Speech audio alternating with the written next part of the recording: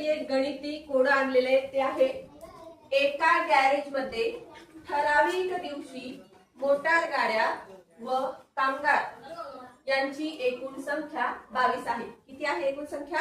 22 आहे. कुणाची? मोटार गाड्या व कामगारांची. चाके व पाय यांची एकूण संख्या 74 असेल. चाके व पाय यांची एकूण संख्या किती आहे? 74. तर गॅरेज मध्ये एकूण किती मोटार गाड्या आहेत? एकूण किती मोटार गाड्या आहेत गॅरेज मध्ये? मग आता तुम्ही सांगा, मोटार गाड्यांना किती चाकं असतात? 4. आणि कामगार, प्रति कामगाराला किती पाय असतात? 2. कामगार म्हणजे मनुष्य. तर मग आता बघा, आता हे अशी उदाहरण सोडवताना आपल्याला एक्स मानावं लागतो. काय म्हणावं लागतो? एक्स मानायचा. एक्स मानल्याने आपल्याला सोपं जातं. मग आपल्याला विचारलेलं काय? मोटार गाड्या. विचारलेल्या काय? मोटार गाड्या. म्हणून आपण मानूया की मोटार गाड्यांची संख्या एक्स आहे. मोटार गाड्यांची संख्या किती आहे? एक्स. आपण इथे जर मानलं मोटार गाड्या एक्स, मग कामगार किती येतील रे? कामगार किती येतील? मोटार गाड्या आणि कामगार यांची एकूण संख्या किती आहे? 22. मग जर आपण मोटार गाड्या एक्स मानल्या तर कामगार किती येतील आपले?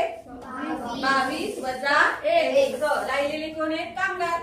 22 मधून एक्स गेले तर राहिले कामगार. एवढे आपले कामगार आहेत. एवढे आपले कामगार आहेत. आपल्या मोटार गाड्या जर आपण एक्स मानल्या तर कामगार येतील 22 वजा एक्स. मग आता मोटार गाड्यांची चाकं व पाय यांची संख्या एकूण 74 आहे. यांची एकूण संख्या किती आहे? 74 आहे. मग मोटार गाड्याला एकूण चाकं किती होतील बघा? 4 गुणेला एक्स म्हणजे 4x है ना? 4x चाकं मोटार गाड्यांची. आणि सर्व कामगारांची मिळून पायांची संख्या किती होईल? 2 गुणेला 22 वजा एक्स.